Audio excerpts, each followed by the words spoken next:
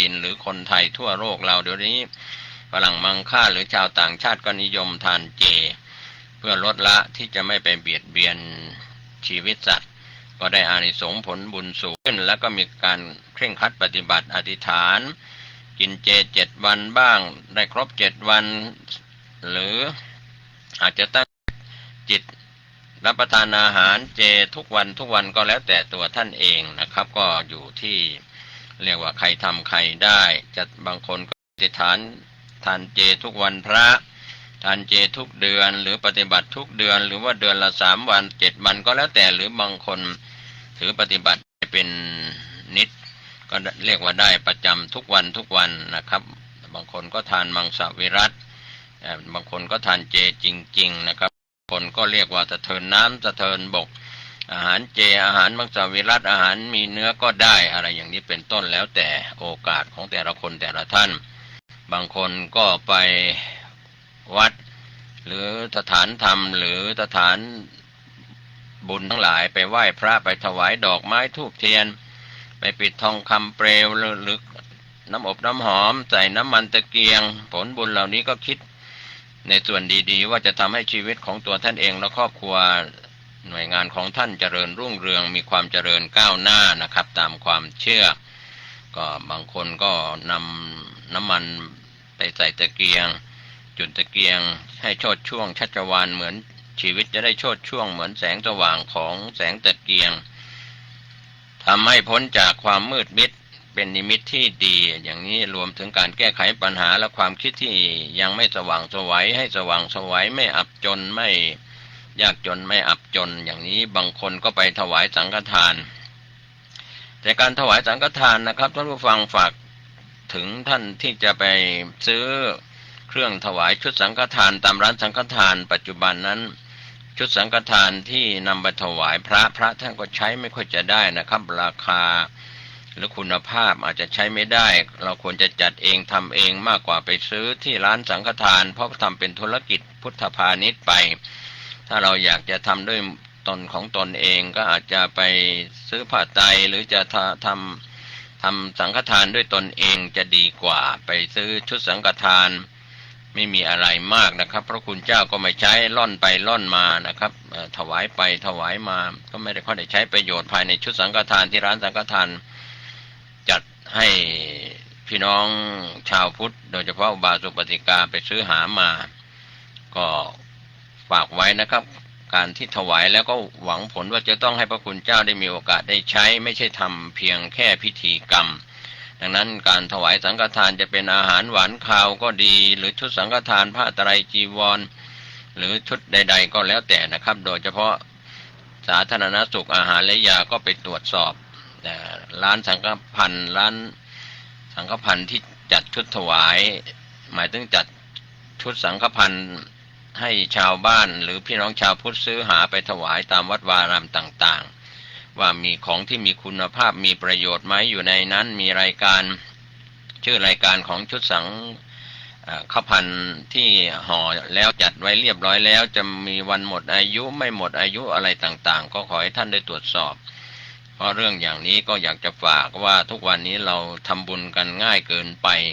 ไม่ได้เตรียมอาหารหวานคาวแม้อาหารหวานคาวบางทีก็ทำสำเร็จรูปที่เขาทำสำเร็จรูปไว้จำหน่าย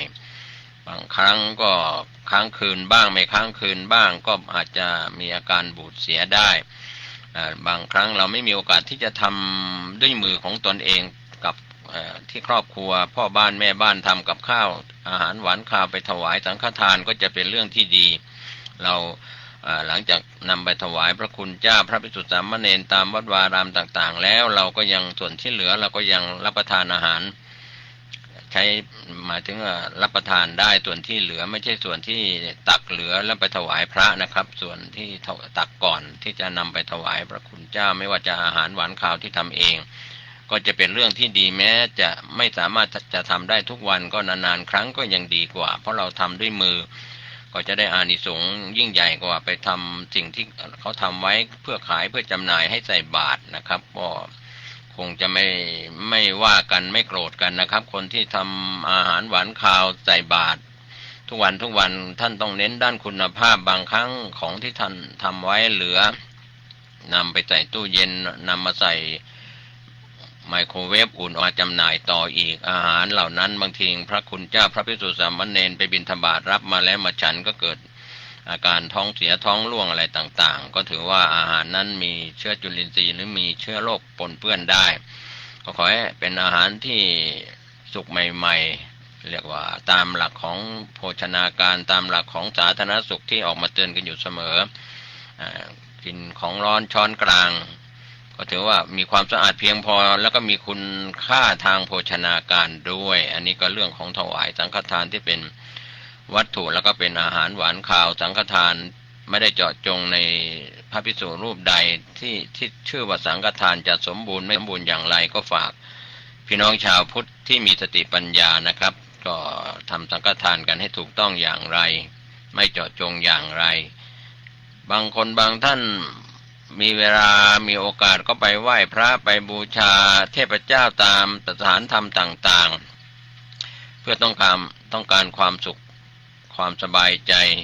ความสุขใจหรือต้องการที่พึ่งพิงก็แล้วแต่เราจะนับถือถ้าแสดงตนเป็นพุทธมามกะแสดงตนเป็นชาวพุทธแล้วก็จะไปที่วัดจะเป็นส่วนใหญ่เพราะว่าแดนพุทธสถานธรรมฐานในสิ่งที่เป็นพุทธาวาสสังฆาวาสนะครับวัดวารามต่างๆก็จะมีโอกาสได้ไปไหว้พระมีพระพุทธเจ้าเป็นที่พึ่งที่ระลึกมีพระธรรมเจ้าเป็นที่พึ่งที่ระลึกมีพระสังฆเจ้าเป็นที่พึ่งที่ระลึกดังนั้นการที่เราเป็นพุทธมามกะนั้นพุทธังสรณังคัจฉามิธัมมังสรณังคัจฉามิสังฆังสรณังคัจฉามิเราก็จะไม่หวั่นไหวในเรื่องของเราเข้าถึงแก้วทั้ง3ประการแล้วแต่ว่าบางคนก็อาจจะยังหวั่นไหวอยู่ก็อาจจะนับถือเทพเจ้าองค์ใดองค์หนึ่งในสถานธรรมอย่างใดอย่างหนึ่งก็แล้วแต่นะครับบางคนก็เรียกว่าเป็นที่ยึดเหนี่ยวน้ำใจเป็นความดีไม่ได้ทำผิดต่อกฎหมายและศีลธรรมก็จะเป็นสิ่งที่เราเกิดความสุขกายสุขใจในส่วนของสถาบันครอบครัวหน่วยงานของท่านเราไม่ได้พูดอ้างอิงเรื่องของพุทธศาสนาเพียงอย่างเดียวแต่ละศาสนานั้นก็มีคำสอนท่านจะปฏิบัติอย่างใดที่เป็นความสุขกายสุขใจเรียกว่าเป็นความสุขที่เกิดขึ้นตามคำสอนในศาสนิกในศาสนานั้นๆบางคนก็ไปทำบุญปล่อยสัตว์เป็นการไม่เบียดเบียนสัตว์เรียกว่าปล่อยวัวปล่อยควายนะครับให้ชีวิตสัตว์เป็นทานไม่เบียดเบียนสัตว์นะครับถือว่ามีอานิสงส์แรงบางทีมีการปล่อยวัวปล่อยควายเรียกว่าให้ชีวิตสัตว์ที่จะเข้าสู่ตะแลงแกงลงฆ่าสัตว์แล้วก็ไปซื้อมาปล่อยให้ไปยังมีชีวิตอยู่ได้ด้านเกษตรกรรมก็แล้วแต่นะครับการไปซื้อสัตว์ที่กำลังจะถูกฆ่าไปปล่อยไถ่ชีวิตวัวควายที่เราพูดกันอยู่เสมอไปไถ่ชีวิตวัวควายไปถวายที่วัดพระคุณเจ้าอาวาสและพระภิกษุสามเณรในวัดก็ไม่สามารถจะเลี้ยงวัวควายได้ก็ต้องให้ศรัทธาสาธุชนนำวัวควายที่ไปถวายวัดนั้นไปมอบให้กับชาวนานำไปใช้ประโยชน์ซื้อปลาในตลาดที่จะถูกฆ่าไปปล่อยลงแม่น้ำลำคลองก็ดีก็หวังผลบุญผลกุศลหมดทุกข์หมดโศกหมดภัยหมดอันตรายก็แล้วแต่นะครับก็หวังความสุขความเจริญในชีวิตของคนที่ประกอบคุณงามความดีบางคนก็ไปทำบุญให้ทานเป็นการรู้จักเสียสละเรียกว่าให้เป็นการให้จากการให้วัตถุเข้าของสิ่งของเงินทองสละในส่วนที่ตนเองมีอยู่แล้วก็แบ่งปันให้ผู้อื่นได้กินได้ใช้ผลบุญเหล่านี้ก็หวังสำหรับผู้ที่ต้องการบุญมีจิตใจยินดีในการทำบุญให้ทานไม่ว่าจะเป็นการบำรุงวัดวาอารามในทางพระพุทธศาสนาหรือการให้ทานกับคนทุกข์คนยากไร้คนเข็นใจรวมไปถึงสัตว์เดรัจฉานด้วยนะครับก็บางคนก็เรียกว่าบุญส่งเสริมหวังให้ชีวิตนี้ครอบครัวของตนมีโชคมีทรัพย์แล้วก็มากด้วยบุญบารมี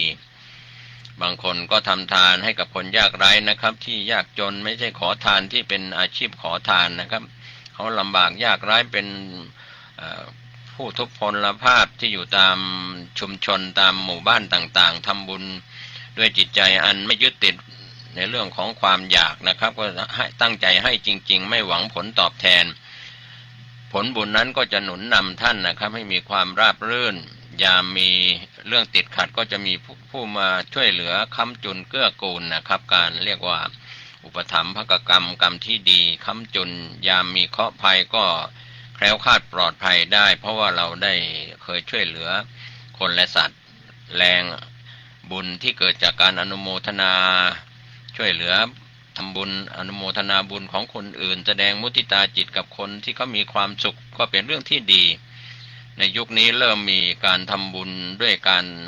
มอบโลงศพนะครับก็ถือว่าซื้อโลงศพบริจาคให้กับศพที่ไร้ญาติขาดมิตรเรียกว่าศพอนาถาก็หวังอานิสงส์ที่ยิ่งใหญ่ที่มีอานิสงส์มากมายหวังบุญหวังกุศลเข้ามาเสริมดวงจิตดวงใจของผู้กระทำครอบครัวของท่านก็หวังจะสะเดาะเคราะห์ก็ดีหรืออะไรก็แล้วแต่เรียกว่าผ่อนหนักเป็นเบาที่เราเคยทำชั่วมามากก็สร้างบุญสร้างกุศลแต่ความจริงแล้วบุญก็ไม่ได้ไปล้างบาปนะครับบาปก็คงเป็นผลของความทุกข์ความเดือดร้อนส่วนบุญก็เป็นชื่อของความสุขความเจริญ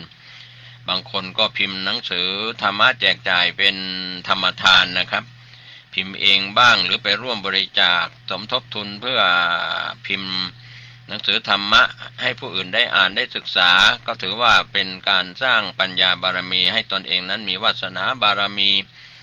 เพื่อให้ปัญญาเกิดเป็นแสงสว่างในดวงจิตดวงใจให้คนอื่นได้ศึกษาธรรมะได้ฟังธรรมะได้ดูธรรมะบรรยายธรรมะซีดีก็ดีหนังสือธรรมะก็ตามนะครับเพื่อต้องการได้อานิสงส์หมดทุกข์หมดโศกนะครับไม่มีเคราะห์ร้ายมากล้ำกลายอะไรทำนองนี้บางท่านนะครับที่เป็นผู้ใจบุญใจกุศลก็ได้ช่วยเหลือในส่วนของการเรียกว่าบำรุงบริจาคเป็นค่าน้ำค่าไฟตามวัดวารามต่างๆนะครับท่านผู้ฟังเพื่อให้ชีวิตจะได้ราบรื่นค่าน้ำประปาของวัดวารามต่างๆค่ากระแสไฟฟ้าของวัดวารามต่างๆหรือของมูลนิธิของชมรมการกุศลต่างๆก็แล้วแต่นะครับหวังที่จะหมดทุกข์หมดโศกต้องการที่จะมีความโชคดีเป็นผลเป็นอานิสงส์ของการทำบุญบางท่านก็ซื้อข้าวสารไปถวายที่วัดเลี้ยงอาหารเด็กกำพร้าคนตาบอดตามสถานสงเคราะห์ต่างๆก็ถือว่าเป็นการสั่งสมบุญกุศลให้ชีวิตมั่งคั่งสมบูรณ์เพียบพร้อมด้วยบุญบารมีบางคนก็ไปทำบุญตักบาตรกับคนอื่นๆที่มีการทำบุญตักบาตรข้าวสารอาหารแห้งหรือทำบุญตักบาตรถวายภัตตาหารหวานข้าวร่วมกับผู้อื่นไม่ว่าจะทำบุญด้วยการบริจาคทรัพย์โดยตรงหรือโดยทางอ้อมที่ไปร่วมก็หวังจะส่งผลในเรื่องของชีวิตนะครับที่จะดีในปัจจุบันหรือจะดีต่อไปในอนาคตนะครับก็เป็นเรื่องราวที่การสร้างคุณงามความดีกรรมดีให้มากขึ้นกว่าการทำกรรมชั่วความชั่วนะครับก็เป็นส่วนที่พระเถระครูบาอาจารย์พระวิปัสสนาจารย์ก็จะเน้นในเรื่องของการภาวนาสมาธิกรรมฐานวิปัสสนากรรมฐานก็จะเป็นเรื่องของแก้กรรมได้ทุกชนิดแก้เรียกว่าอะไรแก้โชคชะตาคนที่เจริญวิปัสสนากรรมฐานไปปฏิบัติธรรมจิตก็ท่านกำลังรับฟังสถานีวิทยุสาธารณะจังหวัดเชียงใหม่คลื่นพัฒนาคุณภาพชีวิต FM 92.25 เมกะเฮิรตซ์บริหารและจัดการโดยวัดป่าแดงมหาวิหารส่งกระจายเสียงจากเลขที่71หมู่ที่14บ้านใหม่หลังมอตำบลสุเทพอำเภอเมืองจังหวัดเชียงใหม่รหัสไปรษณีย์50200หมายเลขโทรศัพท์0818815690 0520000636-7สวัสดีครับท่านผู้ฟังที่เคารพการนำเสนอพุทธกิจ45 พรรษาวันนี้ผมเกษตรเพชรสำริดผู้ดำเนินรายการก็นำเรื่องราวหลังพุทธปรินิพพานขององค์สมเด็จพระสัมมาสัมพุทธเจ้านำเสนอมาตามลำดับ ก็เป็นเรื่องราวที่เราแบ่งปันความคิดดีๆสู่ท่านผู้ฟังกันนะครับก็มาถึงสังคายนาครั้งที่3หลังพุทธปรินิพพานแล้วสงฆ์ได้คัดเลือกภิกษุ4รูปมีสัพพกามีพระสาระหะพระอุชชโสภิตะและพระวาสภคามิกะเป็นภิกษุฝ่ายอธรรมวาทีและอีก4รูปมีพระเรวตะพระสัมภูตะสานวาสีพระยสกากันทกบุตรและพระสุมาณะเป็นภิกษุฝ่ายธรรมวาทีแล้วก็พากันไปยังวารุการามเพื่อวินิจฉัยอธิกรณ์นั้นสมัยนั้นพระอจิตะมีพรรษา10เป็นผู้แสดงปาติโมกข์การสังคายนาพระธรรมวินัยครั้งที่2นี้กระทำที่วารุการามกรุงเวสาลีพระราชาชื่อการาโศกทรงรับเป็นองค์อุปถัมภ์มีพระยสกากันทกะบุตรเถระเป็นองค์ประธานพระเรวตะเถระเป็นผู้ตั้งคำถามพระสัพพกามีเถระเป็นผู้ตอบพระวินัยทั้งนี้เพื่อระงับอธิกรณ์ที่เกิดขึ้นในยุคนั้นก็ถือว่าเป็นการวินิจฉัยภิกษุทั้งหลายได้ชำระมลทินแห่งพระศาสนาทั้งปวงจากนั้นพระเถระทั้งหลายก็ได้ทำการสังคายนาพระธรรมและพระวินัยทั้งหมดด้วยอำนาจปิฎกนิกายองค์และก็ธรรมขันธ์ซ้ำอีกเช่นเดียวกับที่พระมหากัสสปะเถระสังคายนาแล้วการสังคายนาครั้งนี้เรียกว่าสัตตะสตะสังคีตะเพราะทำการสังคายนาโดยพระเถระ700รูปเรียกว่าทุติยสังคีตินะครับเป็นการสังคายนาครั้งที่2เพราะเป็นการสังคายนาครั้งที่2ส่วนปฐมสมันตะปาสาธิกาแปลก็กล่าวถึงพระสัพพกามีพระสาระหะพระเรวตะพระขุชชโสภิตะพระยสะพระสานาสัมภูตะพระเถระเหล่านี้เป็นสัตถิวิหาริกของพระอานนท์เถระเคยได้เห็นพระตถาคตมาแล้วส่วนพระสุมาณะพระวาสภคามีเป็นสัตถิวิหาริกของพระอนุรุทธะเคยได้เห็นพระตถาคตเช่นกันเพราะเป็นเวลาผ่านมาเพียง100ปีการสังคายนาครั้งที่2นี้นะครับกระทำที่ประชุมสงฆ์ณวารุการามใกล้กรุงเวสาลีพระเถระล้วนเป็นพระอรหันต์ขีณาสพ700รูปผู้ทรงพระไตรปิฎกบรรลุปฏิสัมภิทาใช้เวลา8เดือนจึงแล้วเสร็จนะครับท่านผู้ฟังก็เป็นเรื่องราวที่เราได้นำเสนอให้ท่านได้คิดได้พิจารณากันมาพอสมควรตั้งแต่ครั้งแรกจนมาถึงครั้งนี้เป็นครั้งที่2และก็จะเป็นลำดับครั้งที่3ถัดไปก็ในการสังคายนาครั้งที่3นะครับท่านผู้ฟังก็เป็นเรื่องราวที่เกี่ยวกับสมัยของพระเจ้าอโศกมหาราชขึ้นครองราชย์ในสมัยนั้นได้17ปีก็ประมาณปีพุทธศักราช234ในครั้งนั้นเหล่านักบวชนอกศาสนาเห็นว่าลาภสักการะบังเกิดแก่ภิกษุสงฆ์เป็นอันมากในทางพระพุทธศาสนาส่วนพวกตนเสื่อมจากลาภสักการะ ไม่ได้แม้อาหารและเครื่องนุ่งห่มจึงพากันปลอมบวชในพระพุทธศาสนาด้วยการปลงผมเสียเองนุ่งห่มผ้ากาสาวะแสดงตนเป็นภิกษุแล้วแสดงทิฏฐิความเห็นผิดของตนเที่ยวไปในวิหารทั้งหลายเข้าไปร่วมทำอุโบสถบ้างภาวนาบ้างสังฆกรรมบ้างแม้ถูกภิกษุสงฆ์ห้ามปรามโดยธรรมโดยวินัยก็ไม่ยอมเชื่อฟังบางพวกบำเรอไฟบางพวกย่างตนให้ร้อนอยู่ในเครื่องอบตนบางพวกประพฤติหมุนตนไปตามดวงอาทิตย์บางพวกกล่าวว่าพวกเราจะทำลายพระธรรมวินัยของพวกท่านครั้งนั้นพระโมคคัลลีบุตรเถระดำริว่าบัดนี้อธิกรณ์เกิดขึ้นแล้วและจะลุกรามขึ้นก็เราอยู่ท่ามกลางแห่งภิกษุเดรัจฉีจะไม่อาจระงับอธิกรณ์นั้นได้จึงมอบการปกครองสงฆ์แก่พระมหินทเถระแล้วก็หลีกไปยังโทตังคบรรพต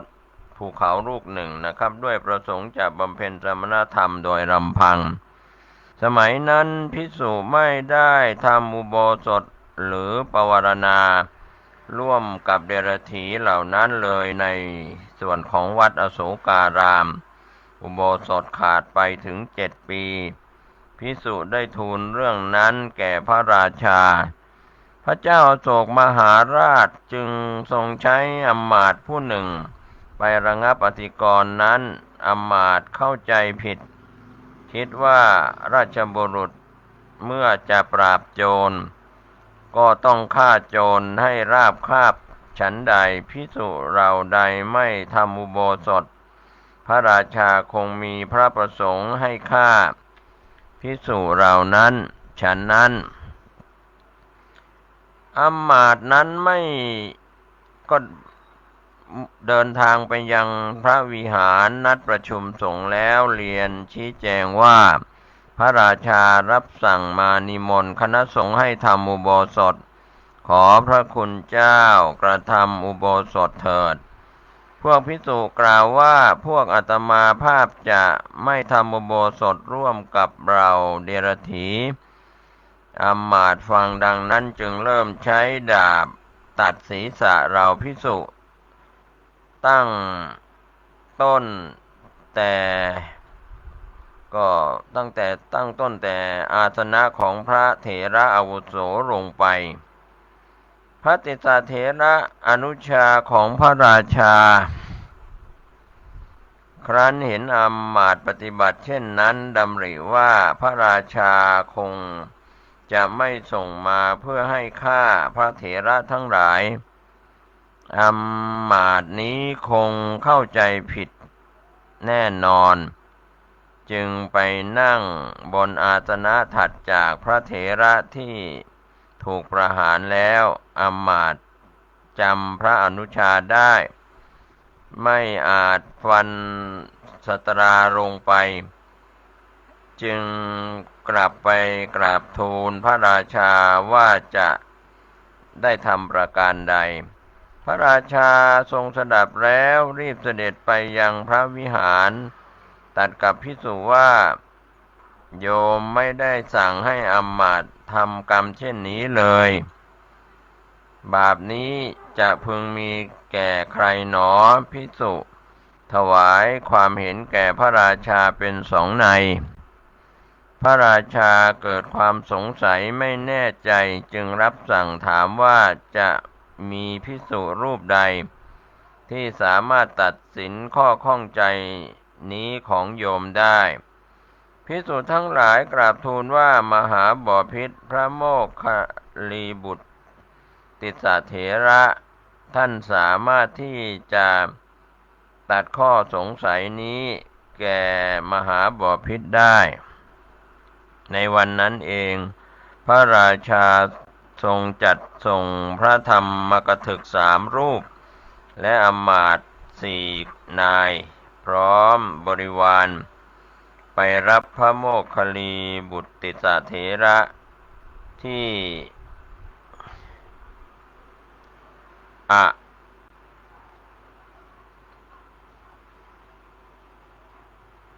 อโขตังคบรรพตนะครับท่านผู้ฟังเมื่อพระธรรมกถึกและอำมาตย์ไปถึงก็เรียนพระเถระว่าพระราชารับสั่งให้หาพระเถระไม่ยอมมาแม้ครั้งที่สองครั้งที่สามพระราชาจึงให้กลับไปอาราธนาอีกโดยให้กล่าวว่าข้าแต่พระคุณเจ้าผู้เจริญบัดนี้พระศาสนาเสื่อมโทรมขอพระคุณเจ้าโปรดอนุเคราะห์พวกข้าพระเจ้าเพื่อเชิดชูพระศาสนาเถิดพระเถระได้สดับดังนั้นก็คิดว่าเหตุที่เราบวชมาด้วยตั้งใจแต่แรกว่าจะเชิดชูพระศาสนาฉะนั้นเวลานี้มาถึงแก่เราแล้วจึงรับคำและยอมมาเฝ้าพระราชาพระราชาทรงทราบข่าวว่าพระเถระมาถึงแล้วจึงเสด็จไปยังริมฝั่งแม่น้ำคงคาเสด็จลุยน้ำลงไปรับพระเถระแล้วได้ถวายพระหัตถ์แก่พระเถระผู้กำลังขึ้นจากเรือพระเถระจับพระหัตถ์ข้างขวาของพระราชาเหล่าราชบุรุษเห็นกิริยานั้นแล้วชักดาบออกจากฝักด้วยคิดว่าเราจะตัดศีรษะของพระเถระเพราะเป็นจารีตว่าผู้ใดถูกต้องพระวรกายของพระราชาราชบุรุษพึงเอาดาบตัดศีรษะของผู้นั้นพระราชาทอดพระเนตรเห็นประกายดาบทรงรับสั่งว่าพวกเธออย่าทำผิดในพระเถระอีกเลยเพราะพระเถระยึดถือเราเป็นอันเตวาสิกจึงได้จับมือเราพระราชาทรงนำพระเถระไปสู่ราชอุทยานของพระองค์ทรงล้างเท้าพระเถระแล้วนำน้ำมันให้ทรงดำริว่าพระเถระจะเป็นผู้สามารถตัดความสงสัยระงับปฏิกรณ์ที่เกิดขึ้นแล้วยกย่องพระศาสนาได้หรือไม่จึงเรียนถามพระเถระว่า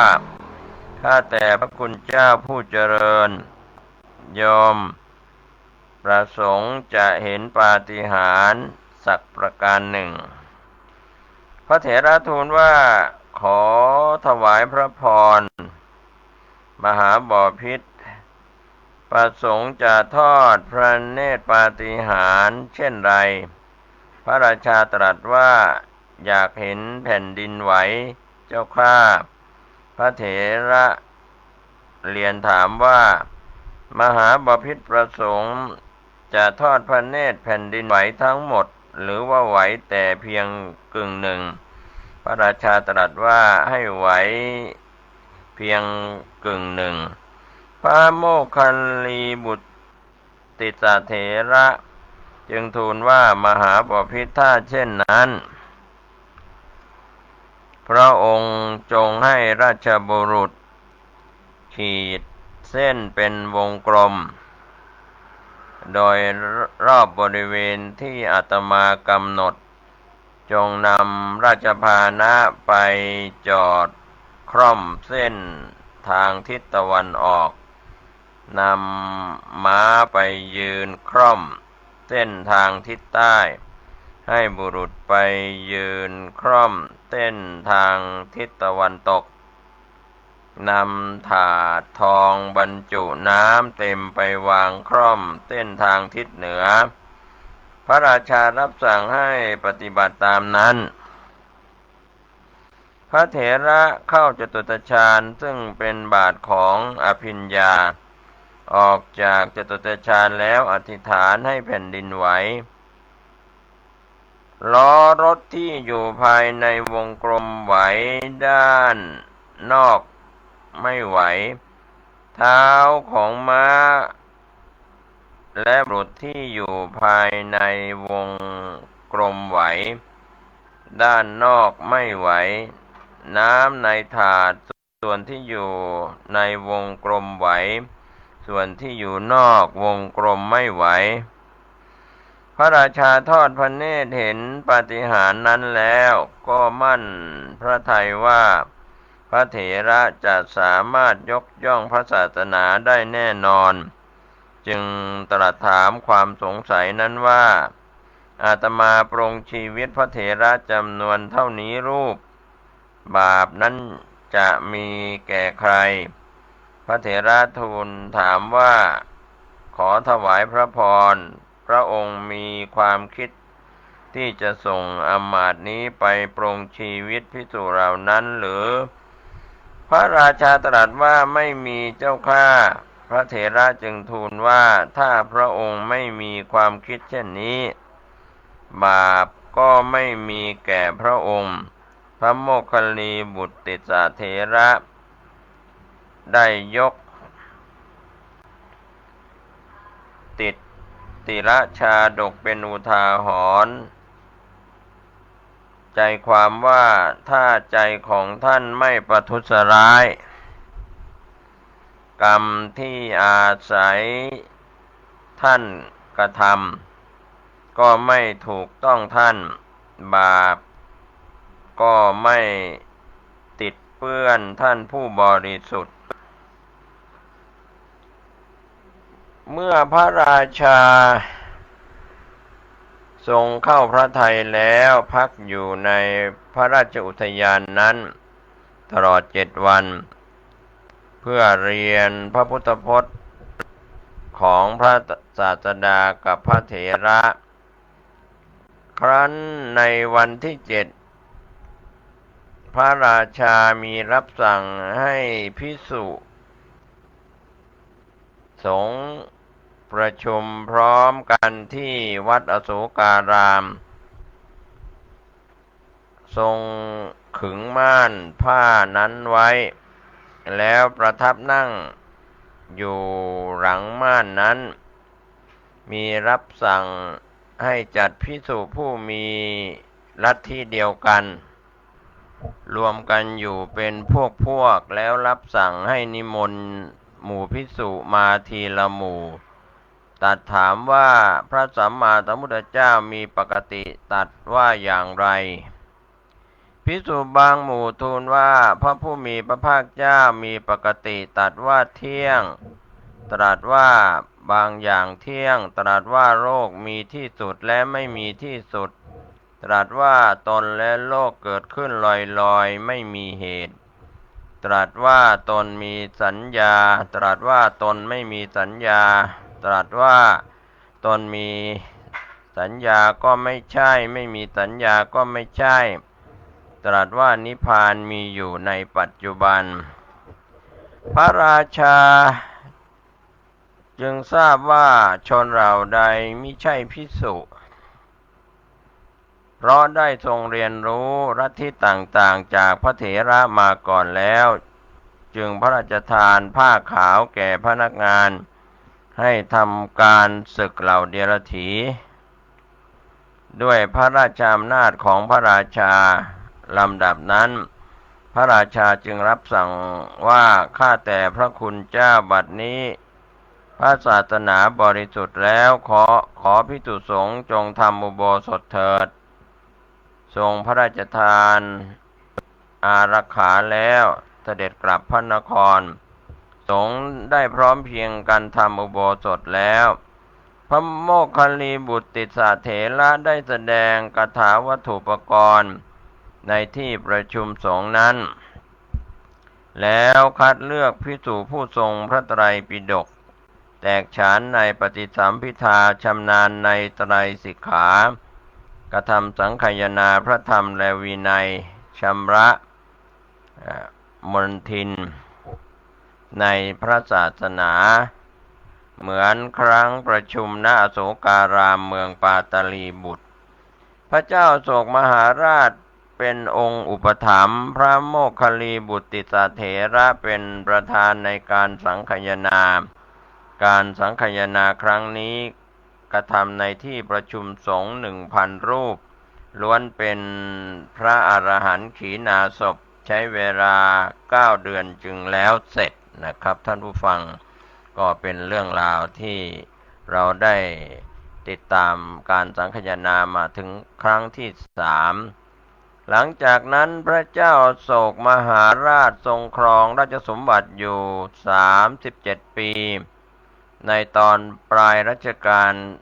มหาชนต่างขนานนามพระองค์ว่าพระเจ้าธรรมาโศกราชในปีพุทธศักราช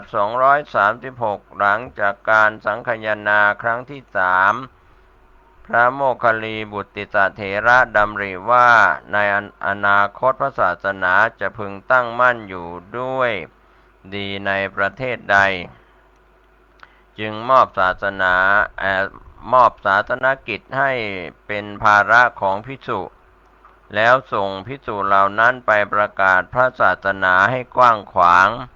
ในรัฐต่างๆโดยความเห็นชอบของพระราชาโดยพระเจ้าโศกมหาราชได้ส่งพระมัชชันติกะเถระไปแคว้นกัสสมีระและก็คันธาระพระมหาเทวเถระไปมหิสกะมณฑลพระรักขิตเถระไปแคว้นวนวาสีพระโยนกธรรมรักขิตไปอปรันตชนบทพระธรรมรักขิตเถระไปมหารัชชนบทพระมหารักขิตเถระไปแคว้นโยนกพระมัชชิมเถระไปแถบภูเขาหิมาลัยพระโสนเถระและอุตรเถระไปสุวรรณภูมิพระมหินทเถระพระอุตติยเถระพระสัมภรเถระพระอิตติยเถระและพัทธสารเถระไปตัมภปันทวีปที่เกาะลังกาพระเถระทั้งหลายเข้าใจว่าชนบทจะต้องมีคณะปัญจวัคค์จึงกระทำอุปสมบทกรรมได้จึงพากันไปกลุ่มละ5 รูปรวมกับตนพระโมคคัลลีบุตติสเถระสั่งพระมหินทเถระว่าพวกท่านไปยังตัมภปันนิทวีปแล้วจงประดิษฐานพระพุทธศาสนาในทวีปนั้นพระมหินทเถระดำริว่าพระเจ้ามุตสีวะพระราชาของตัมภปันนิทวีปคือเกาะลังกาขณะนี้ทรงพระชราภาพมากแล้วจึงคอยเวลาจนพระราชโอรสพระนามว่าเทวานัมปิยติสสะจะขึ้นครองราชย์ก่อนพระมหินทเถระจึงพาภิกษุสงฆ์4 รูปมีพระอิตติยะพระอุตติยะพระสัมภระพระพัทธสารรวมทั้งสุมาณะสามเณรผู้เป็นโอรสของพระนางสังฆมิตาและพันดุกะอุบาสกเดินทางออกจากวัดอโศการามเที่ยวจาริกไปทางทักขินาคีรีชนบทเพื่อเยี่ยมพระญาติวงศ์จนเวลาร่วงไปถึง6 เดือนพระเถระได้ไปถึงเมืองเวทิตอันเป็นสถานที่ประทับของพระมารดาซึ่งอยู่ห่างจากกรุงปาตลีบุตรระยะทาง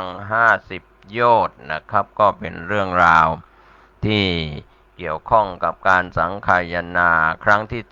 3เสร็จสิ้นแล้วก็ประกาศพระพุทธศาสนาเผยแพร่ไปยังแว่นแคว้นต่างๆในยุคของพระเจ้าอโศกมหาราช ครับก็เป็นเรื่องราวงานเผยแผ่พระพุทธศาสนาวันนี้ผมเกษตรเพชรสำริดได้แบ่งปันนำเล่าเรื่องนี้สู่ท่านผู้ฟังผู้มีสติปัญญาผู้มีบุญบารมีก็จะได้อบรมอินทรีย์โอกาสบรรลุมรรคผลนิพพานรักษาพระพุทธศาสนาวันนี้และวันหน้าโดยทั่วหน้ากันสวัสดีครับขอนอบน้อมแด่พระผู้มีพระภาคเจ้าอรหันตสัมมาสัมพุทธเจ้าพระองค์นั้นด้วยเสียงก้าวผมเกษตรเพชรสำริดวิทยากรก็ขอน้อมนำเรื่องราวในพระสูตรที่ชื่อว่าพระสุตตันตปิฎกนำมาแบ่งปันให้ท่านได้คิดได้พิจารณากันวันนี้ในขุทกนิกายวิมานวัตถุนะครับ